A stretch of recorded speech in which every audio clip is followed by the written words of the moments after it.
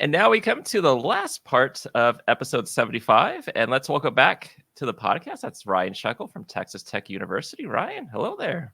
Hey, Matt. Good to see you again. Good to see you too. And last couple times you've been on, it's been serving as a guest host, most recently interviewing John Sauter back on episode 69 titled Longevity in Advising. And now you're back for us to interview you. And for those who don't know or might have forgotten, Ryan was the first guest ever on the Adventures in Advising podcast. And I thought, what better way to end the current run of the podcast than to have Ryan back on and be the last guest of this podcast. So you've been on multiple times. What are your thoughts on being this last guest on episode 75? Well, I can only speak about, my own perspectives and my own issues in life, I guess. But it's hard not to be like, the beginning and the end. There's some folks out there who get the alpha and omega reference, and I'm going to definitely step away from that. I'm going to say also that it really is, just a testament to you and your vision for the podcast. So if anyone doesn't like it, it's Matt's fault, is what I'm saying. No, I am honored. I was honored when you asked to interview me for the first time, and it was an honor to be involved every single time and part of this podcast. It's a significant effort and a significant contribution to the field of academic advising. And certainly for myself, I want to make sure that that's very clear. I know that you have your desires for what this means and where it goes and how it has an effect on people. But me personally, getting to be a part of it at all has been a real joy, a real treat, something I appreciate very, very much. And I remember, asking you on Facebook back in 2019, because we were both going to be going to the NACADA annual conference in Louisville, and I felt like a kid of sorts. So I'm typing up this message like, how am I going to ask Ryan? Can I interview him? And hesitating on clicking that send button, and then once I sent it, I was like, oh my gosh, can I get that back? Can we rewind time? And then you answered probably almost immediately after that. Said, sure, let's do it. I do remember when we're about to record, I was so nervous to actually record and actually interview you that I stalled to actually hit the record button. So I was just trying to have this longer conversation, and eventually you said something along the lines of, all right, so we're going to get the show on the road? Maybe. That sounds like me. I'm good for any kind of diversion. But when I see a good idea, eventually I do like to get to working on that good idea.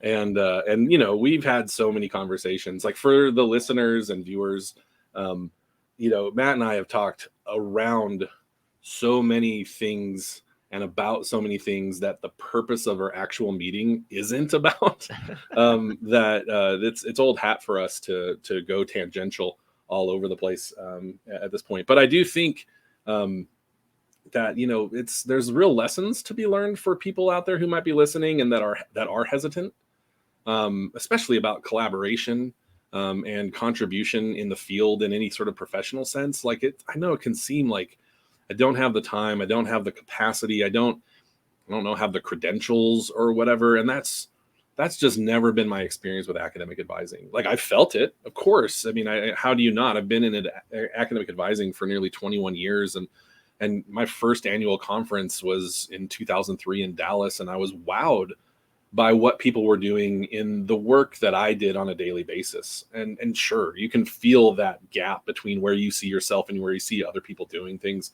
But I have never once, in my experience of reaching out to a colleague or somebody in academic advising, been shut down or discouraged or actively left out when I made the offer or the step toward them. And I think that's one of the things that, now I accept it as a given, that if I make even a half step in someone's direction, that they're going to meet me. And it's so wonderful to work in a place like that, especially with all the other concerns and frustrations and challenges that we face in academic advising. To know that the people who do our work aren't is really something that I think, again, goes underappreciated as far as what it means to do our jobs and to be in this field. Absolutely. And it's been a while since, I interviewed you when it was time to talk about the annual conference in Portland and the art exhibition, but it's been a while since guests have heard your background in advising. So for those that may not remember, or this is their first time listening and getting to listen to you, what was your background pathway in higher ed? Yeah, so I was a first gen student. My parents didn't attend college. My older sister is 3 years older than me. She stayed in South Dakota when we moved to Texas right before my freshman year of high school. It would have been her senior year, so she stayed with my grandparents. So her going to college experience, I never saw. So when I was a junior in high school, my high school counselor was also the wife of my head basketball and football coach, so she knew me through that connection as well. And she was like, "Do you want to go to college?" And I was like, "Yeah." And she's like, "Well, this is the last ACT." Back then, we signed up for tests in paper and sent them in the mail. And so, anyway, she was like, "You got to sign up now." And so, my college going journey as a person was really, I was fortunate to have the privileges that I have as a middle class white cis hetero male, because college is built for me, and my inability to meet those expectations didn't mean I failed out. It just meant that I had some rough semesters. I took longer semesters off, but I finished a bachelor's degree. I remember my advisor, as I was getting closer and closer, her name was Joanne, and she was like, "You can do this." She was really rooting for me, and she was great in the College of Human Sciences here at Texas Tech University. So I graduated with a bachelor's degree and had no real plan professionally. I taught for 2 years in the public school system, but through the correctional system here in Texas, which I think I've mentioned before. If anyone ever wants to talk about that, believe me, there's a lot to talk about there. But then as I was transitioning out of that role, I was looking for jobs, and I reached out to a friend. I said, "Do you know anything going on?" My wife and I decided to move back to Lubbock, where we went to undergrad, because we appreciated and enjoyed it so much. And there was an advising job open. That was July of 2002. And it was a part-time, summer advisor to work with orientation. And I was like, well, I'll get my teacher certification in history while I do that. And it became a full-time job. I was hired full-time that December, worked with undecided and undeclared students from basically 2002 to 2006. Then I moved into the School of Art and was the only advisor in that department. And got involved in a lot of admissions and graduate stuff, recruiting, curriculum stuff. I was there for 9 years. And then, it was sometime around 2013 when I was like, am I going to is this really this? Is this it? Is advising my career? Is that where I'm going to be? And the answer was confirmed multiple times in multiple ways that, yeah, this is what I want to do. So I started saying yes to involvement in advising communities and doing more at conferences than just attending sessions and getting information, but presenting and networking and going to meetings outside of the conference sessions and stuff. And then I got really interested in advising administration and working with a team of advisors again. And so in 2015, a position was created for pre-health advising. I have a team of 5 full-time pre-health advisors, and I've been doing that for the last 7+ years. So you're mentioning 2013 is when you start kind of questioned if that's the path you still wanted to be in or the career you wanted to be in. That's when I started in advising, was in 2013. I left admissions and student affairs to go into advising, and actually questioned myself the first month if that was what I should be doing, because I had a horrible time adjusting for some reason, but then eventually got into it and been here ever since. And then you were mentioning filling out a paper ACT form. Oh yeah. When I applied for college, I remember still filling out a paper application. Yeah. It's funny sometimes when I think about the college student experience now. If I haven't been continually employed in higher education and lived through these changes, college would seem so different. I think, it's sort of like, I have children of my own. One is 13, one is 10. And, when we see people that we haven't seen in a while, they're like, "You're so tall and so big." And I was like, I mean, he is, and they are, and they've grown and matured, and they're wonderful humans. But like, we see the incremental change and it just becomes the norm. Mm-hmm. And sometimes I think about family members who, of course, never went to college, and what's that like, the trust, the fear, and the hope that those family members have. But then also people who did go to college, it seems so different. It's not a big surprise, I think, that anxiety in general, set aside all the other stuff going on in the world, just the difference between what college was like 20, 30 years ago and going to college and what it's like now, the pressures there and stuff, among the challenges that academic advisors deal with. Well, it's like, yeah, if you haven't seen a colleague or friend and it's been like 5, 10 years, you see how much they've changed since you last saw them. But someone that's works with them on a daily basis or lives Right. with them or whatever, they might be like, they've hardly changed at all. Right. They're the same person. What are you talking about? Yeah. Now with Nakata, like you were talking about, like you've been in advising, been a member for a number of years. Would you say your claim to fame, or when you saw increase in popularity, was the Star Wars presentation in Vegas? Oh, popularity. Well, yeah. That was the thing. I don't know. I'll put the two elements together. Yeah. Something I do that I love, and that's academic advising, and something I'm passionate about outside of advising. And that wasn't something that had occurred to me, I think, that I could do until I started meeting more people professionally, and seeing, sure, maybe for me, hermeneutics isn't a passion of mine. It's not something that I would connect with academic advising. But when I attended Peter Hagen and Hillary Himes and I think Janet, I forget who all was there. I apologize to the presenters. It was a while ago. But there was a session about hermeneutics as an approach to academic advising. And I could tell, there's like a real passion that isn't directly academic advising. And how does it relate to academic advising? I was like, you can do that. That can be a way that you can contribute. I was like, yeah. And, I've talked about the Star Wars thing before, but it was happenstance. Disney had just bought Star Wars and announced new movies were coming. And so I was really excited as a fan. And then the Academic Advising Approaches book was being published. And I felt like advisors should be just as excited about that as I was about new Star Wars movies. And so, yeah, connecting, passion and excitement with the work that we do today, I think that's maybe what resonated. I mean, certainly there's also the easy access point that Star Wars is to the presentation. I'm pretty sure also that the abstract promised giveaways. So that might have helped too. But yeah, that's that 2015, 2015 in Vegas, that room of about 250 or so people, that definitely helped. Yeah. And there's a lot of times when I look back at that and think about how simple and easy that was for me and what made opportunity come my way, I think is what I've heard over and over again from lots of people who've done the actual research on how do companies or individuals or organizations, how do they sort of take the next step? And it's usually about understanding what you do really well and connecting it with the way you can make the best impact in your way, not trying to do what other people have done and recreate it. But if your passion is refining what somebody else has done or seeing it from another angle or whatever, revisiting topics is certainly a great way to make a contribution too.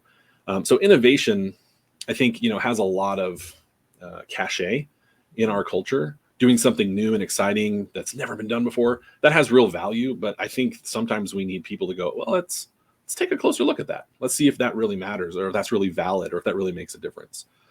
So over time, I've very much appreciated the Star Wars effect on my life and career.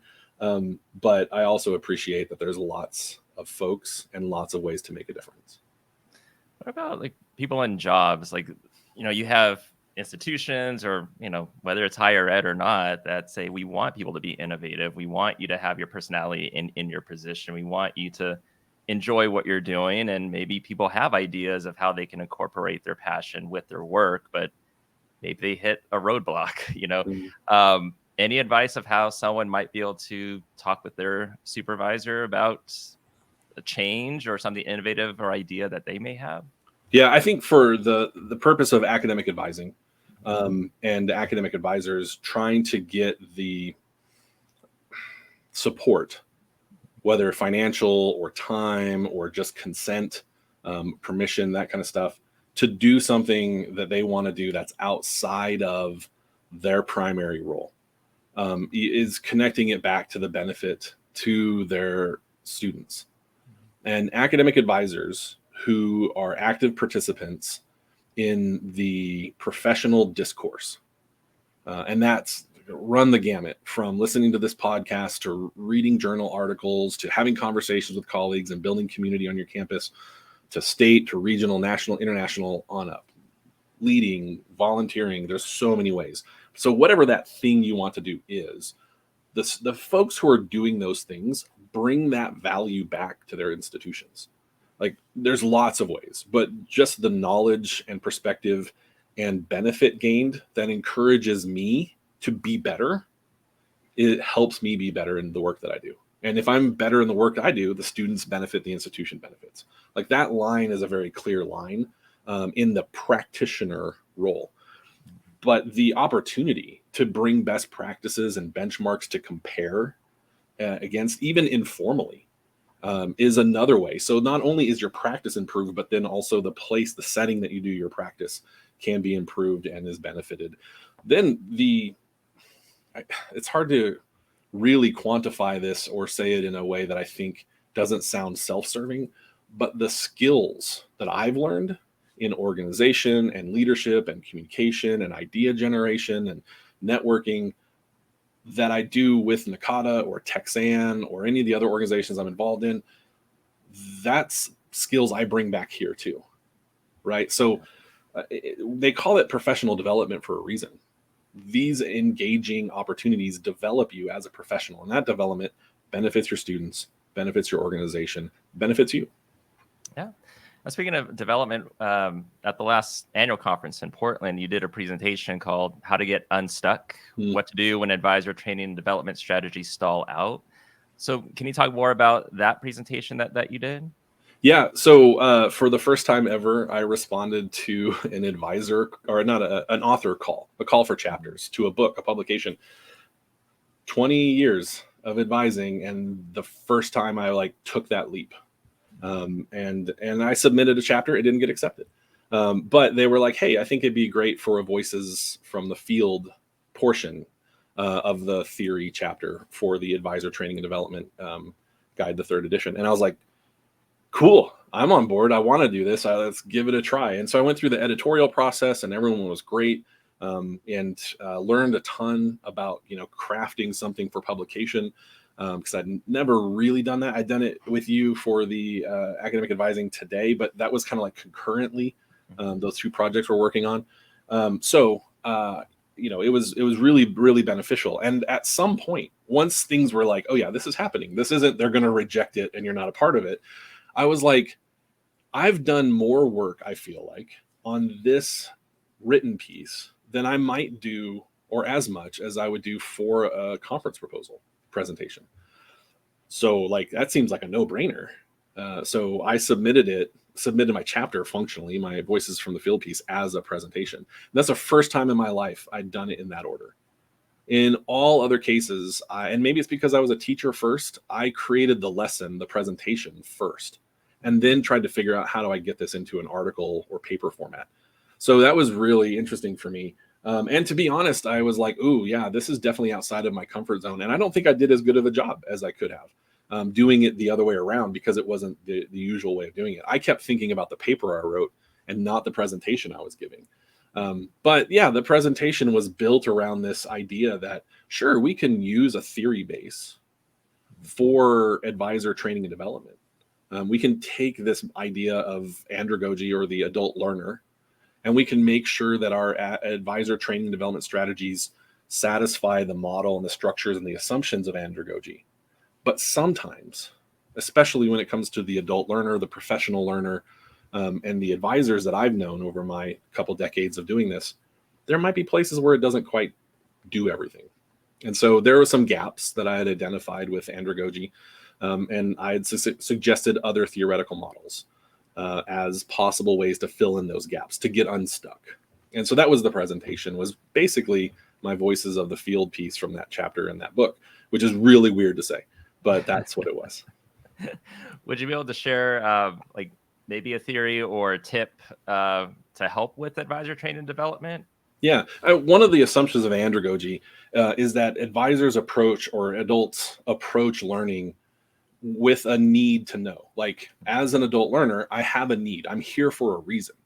And there are times when I think as an advisor, I didn't always feel a need to learn, right? I didn't have that need. I just wanted to.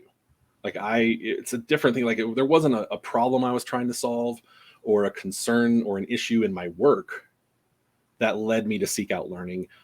I just was interested in learning from the topic. And so it being sometimes when learning or training or development was presented from like, here's the problem you're solving with this, I was sort of like, nah, I don't really care. And so adult learning theory, there's a couple of different perspectives in adult learning, specifically Sandlin, that, like sometimes just present things in an interesting way, like just being interesting and in engaging people's interests in a way that isn't necessarily about the problem this solves, but the ideas that are valuable, worth considering, is maybe more of an adult learning theory approach as opposed to an andragogical approach that says, here's the problem this learning solves. So that's just one example. I think andragogy assumes as well that adult learners learn individually, and that isolation was kind of a concern for me. I know, especially when I moved from a centralized advising office for undecided students to a department advising in the School of Art where I was the only advisor, I felt a lot of isolation. I was the only one doing it, and the person who was doing it before me left. So like I had to do a lot on my own, even though I have colleagues and supporters. The job was mine alone. And a model that fills that gap that isn't andragogical is communities of practice. And certainly you and I have discussed whether or not academic advising associations, organizations, whether or not they're communities of practice by definition or not. But the connection I felt with other people who were doing similar jobs through professional learning, professional socialization, and communities of practice as a theoretical model tends to fill in that gap that andragogy has, where it assumes the adult learner learns on their own. Because I did a lot of learning with other people. Yeah. And then one of the other presentations you did was the completion agenda, surveillance, capitalism, and panopticon advising. Can you talk more about that one? Yeah. So it's, again, talking about collaboration and the value that relationships generate professionally. Jake Rudy, who I kind of only tangentially met at a previous conference, I was following him on Twitter. And, Jake was expressing himself in a way that was very real and very passionate, and was sort of frustrated, like feeling like he was inside the machine and not a real human. And Jake's tweet was something panopticon advising, just like your Facebook post was advising academy. I was like, yes, that's an idea that immediately has hooks in my brain.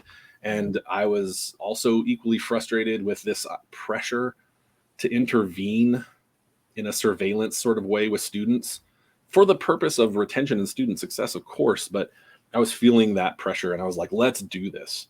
And co-collaborators, CJ Venable and Sarah Howard, were like, yeah, I agree. And so we started working on a scholarly paper draft. And again, I was a part of the scholarly paper session type from its formation, only because I really wanted to see the scholarly work that was happening in presentations find a structure that's a little bit more tangible than a 50-minute presentation that was on PowerPoint at some city. And so scholarly papers were being built by Wendy Troxel and other people on the research committee with NACADA and stuff. And so, it was, again, a confluence of energies that I got swept up in. And so I saw them happen. I saw them be birthed through the pandemic, through the virtualization of the 2020 conference. Wendy just held on tightly to making sure this happened. And I was glad to support it in any way I could. But I hadn't ever submitted a paper for a scholarly papers session type, and then that's what we decided to do. And so we presented that, and it was a blast. We had a great time, and we're continuing to develop it for publication. Do you see yourself doing more of these scholarly paper sessions? I don't know. There's just so many opportunities. I think that I hope if anybody is in any way hesitant to step into the arena, so to speak, it's because they're not sure where they should be. There's just so many options, so many ways to contribute. I know that that's not the case, but I hope that trying to find the right place is the hardest thing. because there's just so many places. If everybody were contributing professionally to the field, there wouldn't be enough places for these things, but there's so many opportunities right now. I don't know if that's my intent, to follow this line of inquiry in that structure.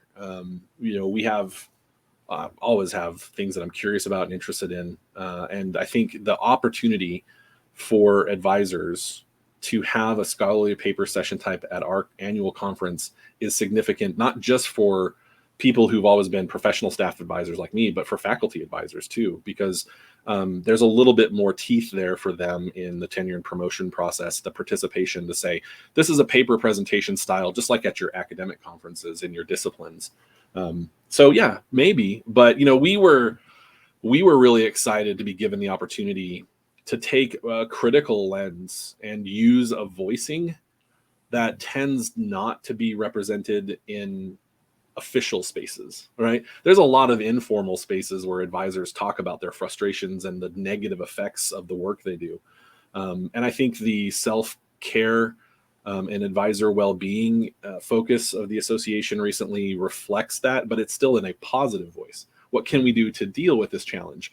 And my co-authors and I were just saying, this is a real problem. And we wanted to document it in the most formal scholarly way, that we think that these influences on the practice of advising is creating a style of advising that is unproductive should it go unchecked. And that's scary, but also very, very rewarding to have that opportunity to say that. Why do you think it's not more formal? Like, it's just too negative? It sounds too negative, or? Well, I mean, one of the joys of working in academic advising is that everyone's so nice. A good friend and colleague, Mark Lowenstein, talked about that at the beginning of the scholarly papers session. Like, the purpose of scholarly papers is to take a critical lens to the work that our colleagues are putting forward, to be a critical friend, but still say, hey, your methodology can be reinforced. Your literature base is probably out of date, or maybe you don't voice your argument strongly enough, or maybe this isn't even a valid approach. Like, that's hard, that for someone to make the effort and then get that critique. And academic advising conferences and academic advisors in general, when they're presenting best practices or models or any of their presentations, tend to be like, hey, what do you think about this? And people are like, oh, that's a really interesting idea. And we're all so nice. And so we tend to generate scholarship, and we tend to contribute in ways that are positive. Here's a challenge, here's a solution.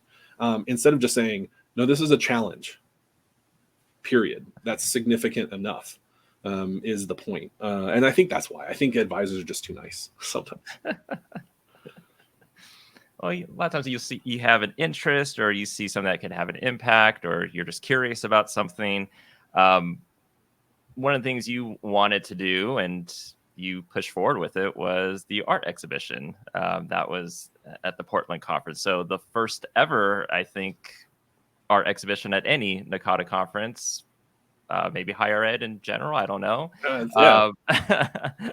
Talk about that. What went on with that? Because I know, when I had you on the podcast on one of the previous episodes, it was, this thing is happening. Here's what it's about. But now that it's come and gone, hopefully continues in future conferences. What's your reflection on it? There are some fantastic folks. When I say sometimes advisors are too nice, advisors are never too creative, like, just amazing, the work. Cause like, I saw it, and sometimes in very rough ideas in the process of the submission, review, and acceptance, to the call. But to have it delivered and embodied in front of you, but also with the maker of it there in almost near all cases, was just so fantastic. I realize that my responsibility is to, in some ways, share this experience here and elsewhere. And so I'm working on that. But it's a unique experience to start with it could be possible, to seeing it done. Not in a self, look what I had accomplished sense, but look at what our folks are doing. And that, that is just a real joy. It was great to meet the artists. and talk with them even more, you know well how easy it is for me to get excited about ideas and just the conversations that we're having. But the to be in the room and be an observer, to be in the gallery and watch people come in and their ideas start generating, that was why we did it, and it 100% happened.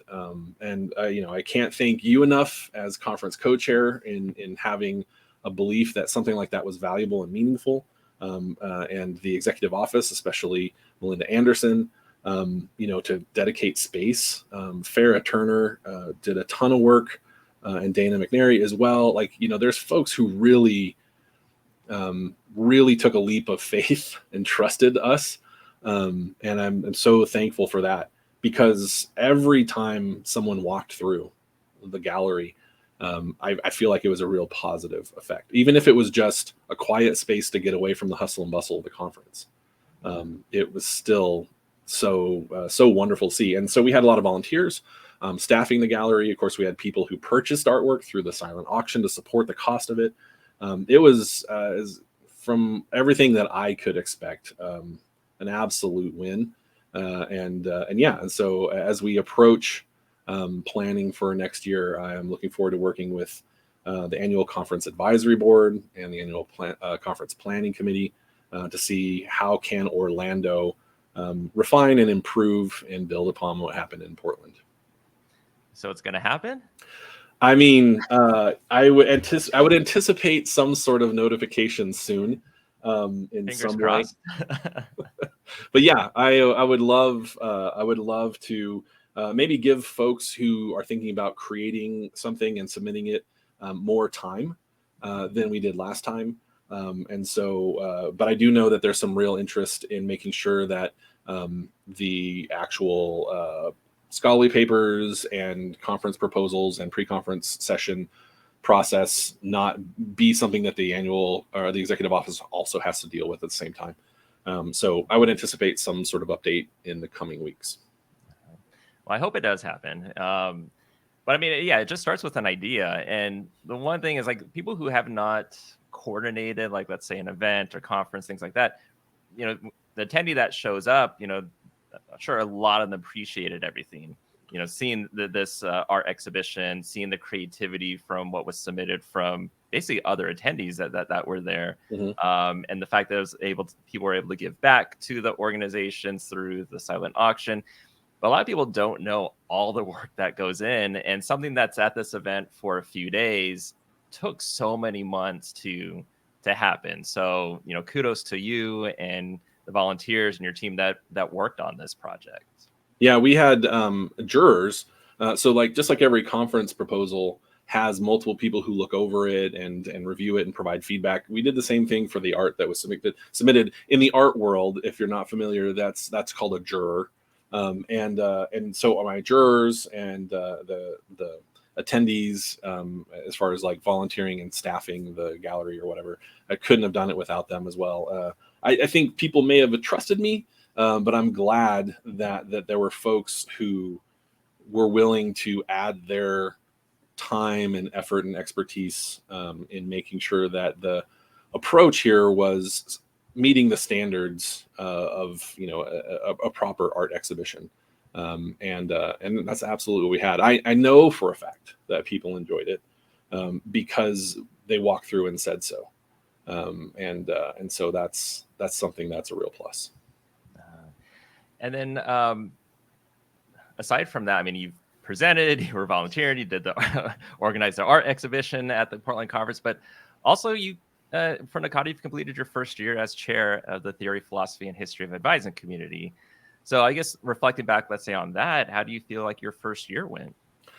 You know, I think that the advising community leadership structure is one of those many places where people can make that contribution. And I can say conclusively that community is only as good as the effort that its members put into it. I ran for chair on the platform that leadership and membership development was the focus. And if I can say that, you know, I've learned anything, is that building community is a particularly necessary skill set that isn't exactly in my wheelhouse. And so I appreciate so much my steering committee members who did the work, so much of the work that actually happened in the advising community this year. Margaret McEverin is our steering committee member who's been leading our theory, philosophy, and history, or TPH talks, so quarterly presentations and conversations around theory, philosophy, and history topics. And so that's a big plus. And I had steering committee members who were taking up our priorities about capturing and making a meaningful contribution to the history of academic advising, collaboration with other advising communities for theory, philosophy, and history, and the impact that they have on those communities' interests. And then also just sort of advising community in reach and conversation. And so we had, I think, a very successful year. But that is, subjective. I feel like we could have done a lot more. I would have loved to have seen a lot more members participating on our action groups. And so if anyone is interested in like, how do I make a difference if I'm not in a leadership role? I'm not a steering committee member. I'm not a chair or whatever. Being an advising community member who contributes, who attends and listens and suggests and gives feedback is super valuable too. So what I've learned is it's a lot of work. But it's really rewarding. And if you're going to do it well, community is in the name. You need to build community. Well, and year 2 started as of the Portland conference. So, yep. I mean, you mentioned some of the things which I imagine are part of the year 2 goals, but are there any other goals that you would want accomplished within this community? Well, the exciting thing is elections are going on, are coming up, or that process. I'm not part of it now, so I'm like, oh, I don't know. So I think that the transition from chair to chair has been really great in theory, philosophy, and history. And I know that my job in this second year is in part to make that transition as smooth and effective as possible. But yeah, I would like to. I think the impact my chair tenure I'd like to leave is that the tone of our advising community is more about participation and involvement than the typical tone for our community, which is a lot of great thinkers, people who explore and express ideas really, really well in lots of different ways. Thinkers and talkers are always going to be a part of our advising community, but I'm looking for doers. If we're going to build community, we need doers. And I'd like to see more membership and leadership development in this last year. Yeah, well, I hope that happens, and I think it will. And when you interviewed John Sauter a few episodes ago, you asked him specifically about employees like working at the same institution for many years. It's always kind of the debate of, do you stay at one institution or do you kind of hop around, or, stay at one place a couple of years, go to another institution or somewhere else. So you've worked at Texas Tech for a number of years. Like, what would be your answer to that?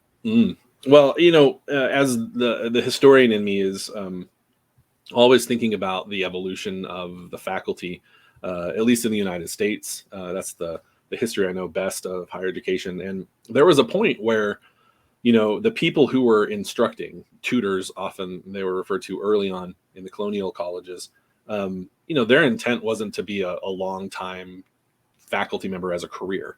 It was often they were going to make this contribution and then move on into their professional fields of governance or medicine or clergy or whatever.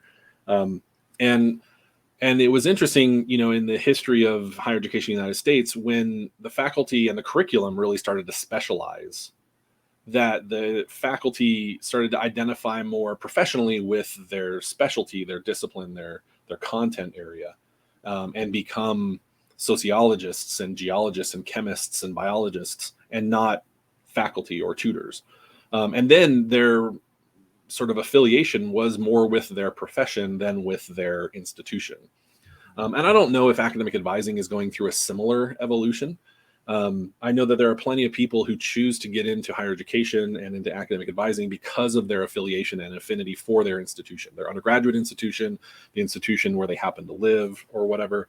And I'm curious if, when I'm done with this another 20 years from now or whatever, if I'll be at the same institution or if advising will be significantly different. But I think that people need to make decisions that are best for them. And there is a precedent in our field, in American higher education at least, of saying my identity is mine, and I will choose to express it how I choose to express it, professionally, personally, otherwise.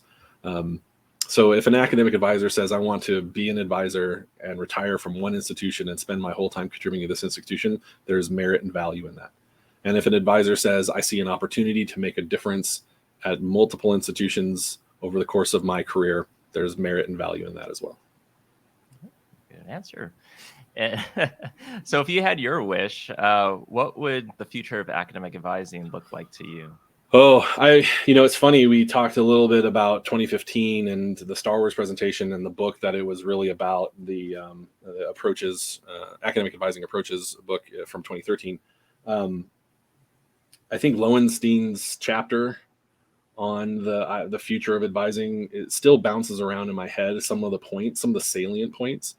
But it's important to say and recognize that while it's maybe not an ideal or perfect or whatever, the reality is institutions compete. They compete within their sort of levels or types or whatever. They compete for new students, the best students. They compete. And at no point in my understanding of that competition, you can call it recruiting or whatever you want to call it. At no point do I recall academic advising being part of that competition. Advising is frequently cited as the solution to challenges and problems, maybe even seen as a challenge or problem at some institutions. But at no point does somebody say, yeah, sure, our football team's pretty good, but our advising's amazing. And one of the things that Mark said in that chapter, in that sort of projected vision of what advising could be, was that academic advising was noted and used as a recruiting tool for prospective students. And the opportunity to do that at an institution is something that's really, really exciting and interesting to me, to establish an approach as an institutional level that says we recognize the individuality and the uniqueness of our advisors and their academic units, but the experience you're going to get, the quality of advising, the difference that advising is going to make in your educational journey here matters enough to us to say it on the front end. Say it's a reason you should consider coming to this institution. I'm not sure that will happen in the future of academic advising, but I think at some point we need to move from this accountability and expectation model to an aspirational professional model of the way we talk about advising's effect on campuses. So now we get towards the end of this interview. So taking this from Kevin Thomas, he called this something else. I'm going to call it the speed round. So some rapid fire questions, I guess. Sure. We'll see if there are rapid fire answers. Oh, probably. So here's a mixture of like maybe some professional / not professional type questions. Ooh, unprofessional? Yeah, that's not what you mean. So what's the best part of being a NACADA member?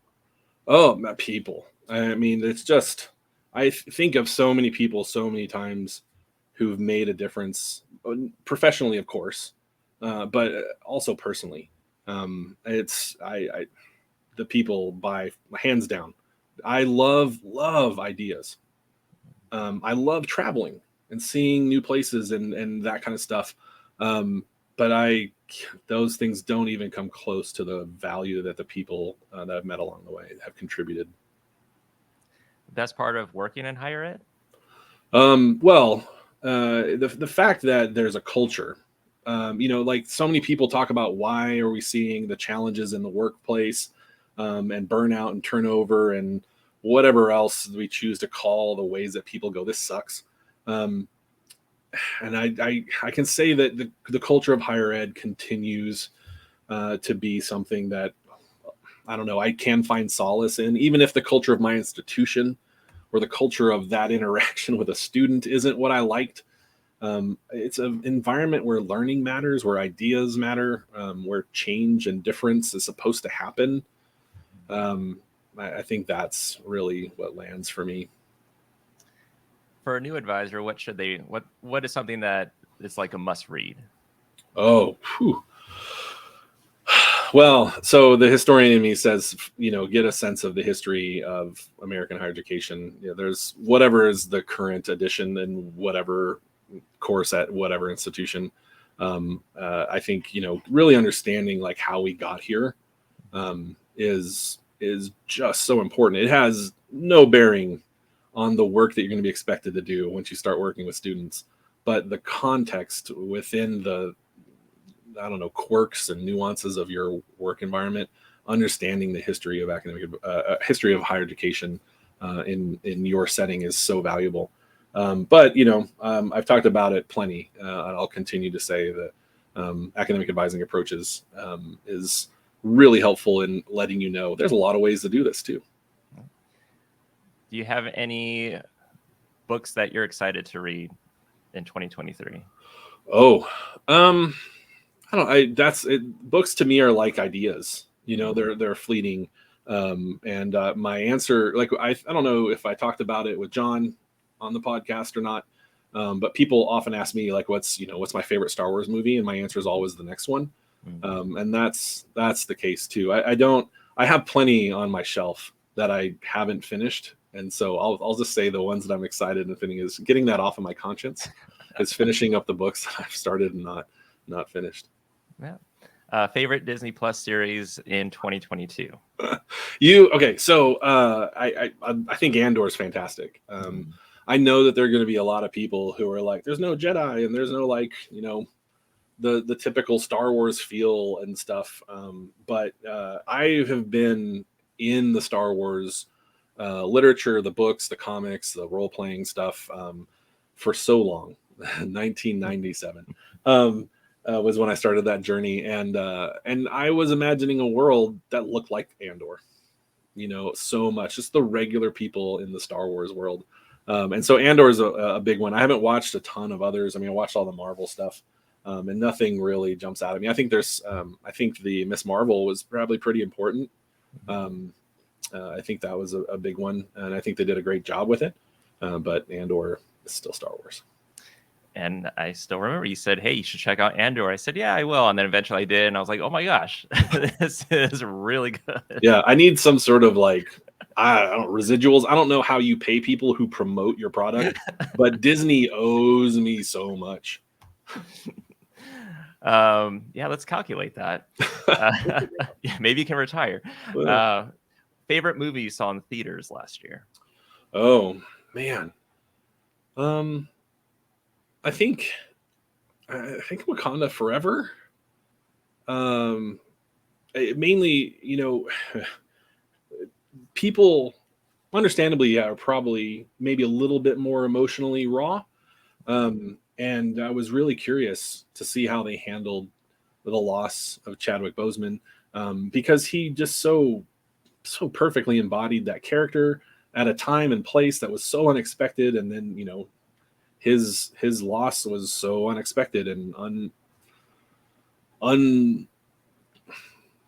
is hard to manage, I think, like emotionally. Like, am I sad because he was a movie character I liked, or am I sad because he was a person? And it was really interesting to see how well Ryan Coogler and their creative team and the performers handled that by telling a story that also really matters. And Tenoch Huerta, holy cow, as Namor is just really powerful too. And so there may be people who've already seen it and they're like, okay, yeah, we get it. But there are some people who are like, I don't know, comic book movies. I'm telling you, it seems like it's been forever that they've been dominating the box office, but there's still really good work happening in there. And it might be happening again this year. So I guess what's your movie that you're most looking forward to this year? Oh man. I'm really, really curious about with the Marvel Cinematic Universe. And most things. I'm curious about the cosmology, the world building, the sort of cultural history and narrative, and how it all interconnects. Like, one of my favorite things about Harry Potter and the Harry Potter verse was the tale of the Deathly Hallows. Like, just the idea that this world isn't these people. right? It really gets bigger, and these people are operating it because that's the world I live in, and so it seems so relatable. And so what's happening with Ant-Man and the Wasp and Quantumania and Kang and all that kind of stuff? I know it's the next one, which is my default answer, but it is also the one that I'm like really curious about. I'm curious to see, does the rest of the narrative start to move forward again? We went through so much with the Infinity Saga and Thanos and the return of all those characters and the death of some people. It's like we'd like to see where things are going now, and so I'm hopeful for that. Is Ben from the Umbrella Academy still your favorite character of that series? Yeah, I'll say that the Netflix series hasn't changed that for me. But I will say that I kind of appreciate the original creator's vision more. I'm excited about the announcement for a final season of the Umbrella Academy on Netflix, but I'm more interested to see what comes out in print. I'm really, really hopeful for that too. And last question, if you did your own podcast, what would it be about? I don't know. I was thinking about, one of the things that in the podcasts that I've seen, both sort of like the video podcasts on YouTube and of course the audio podcasts. One of the things that I'm really interested in is when listeners are much more present. Because like you and I have imagined listeners. I really genuinely hope that you've had interactions with listeners in the real world who've like, I listen to this or really like that. I'm happy to report that no one said, I heard you on the podcast. And that was like the first time they knew me. People who already knew me have talked about podcast episodes with me. But like, I think I would try to find a podcast I would try to create a podcast that in some ways brings the listener into the space a little bit more. I'm not as much as like a call-in situation because sometimes, but some sort of, I've always thought about 3-Question Thursday, like as a brand. So don't steal it because it's mine. But like you ask 3 questions and then you present the results. Mm-hmm. Right. And I think 3-Question Thursday might be the podcast I would do. And I would ask people who are working in higher education or who are students in higher, it'd be like a higher ed 3-Question Thursday situation where I'd ask 3 questions and they're like, this is what we found out, and talk about it. Because I'm always curious about stuff. I always want to know, like, where did this come from? What do you think about that? Is this really happening? Is this what y'all think? Like, I got questions and I want answers. Awesome. Well, and that is the final question of this episode. I should have thought more through that. No, I was kidding. Oh, okay. We can redo. No. That's right. Well, I appreciate you being on this episode. Of course, every episode that you've been on, whether it's as being interviewed or you being the interviewer, and of course, working on multiple projects with you throughout these last few years, and hopefully continue working on future ones in the coming years. Absolutely. And for everybody listening, I know y'all know this. Matt Markin's amazing. I'm not saying it because I'm his friend. I'm not saying it because he interviewed me. I'm saying it's objectively true. I mentioned it earlier, but this contribution to the work that we do is going to persist. Like, I'm actually really curious about that too. Like, as much as I'm always thinking about the next thing or the next idea, I'm really curious about like somebody 2-3 years from now discovering the podcast, like as a little, like, I don't know, what do they call those things? Time capsule. You know what I mean? Bury it underground, someone can dig it up. No, you don't need to bury it. It's the internet. People are going to find it, and people are going to walk away from it going, that was so valuable. I know people already have, but that's one of the amazing things about these kinds of intellectual contributions that are published or shared online that exist after they're made, is that impact is just sometimes incalculable. And I know the cited by metric in publications is something that they're looking at because that means impact after it was created. And this, I know this will, and it's your vision. Like, I know other people were thinking about podcasts. Other people have done advising podcasts. But this is a real big deal. Hundreds of guests and over 100 hours of content in these 75 episodes.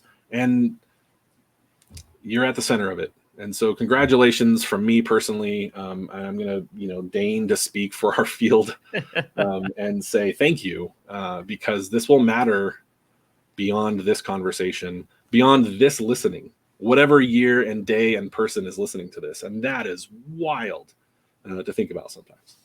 Oh, I definitely appreciate that. You're making me tear up. So I think I'm going to end the recording now. Good.